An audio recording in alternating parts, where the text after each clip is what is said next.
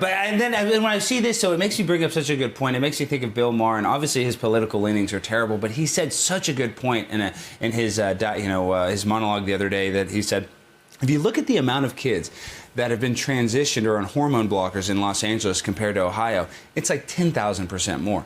Because when you have a trans kid, it's a lot like having a vegan cat. It's the owner making that decision. It's not a natural thing. I mean, and so that's that's the problem, though, Tucker, is we have this unnatural society where when I was a kid, it was called being a tomboy. And I think that's the same when you were a kid. But now if a kid is even masculine or feminine a little bit, these people want to put them on hormone blockers that are irreversible. So for me, it's like the mockery, like once again, this is a perfect example. They're mocking us, and our poor children are the ones that are going to be the victim of it the most. So and put them on drugs. I mean, there is a huge emphasis on utilizing pharma. And if pharma is like the one thing that connects a lot of these stories, why is that? Well, I mean, Tucker, it's obvious. I mean, you see any doctor can prescribe you an antidepressant. And this is the thing.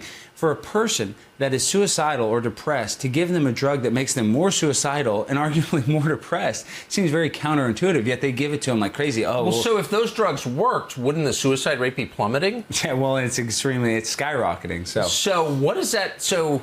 No, I mean, this is a serious question. Yeah. I know you're not a physician. I'm certainly not. Yeah.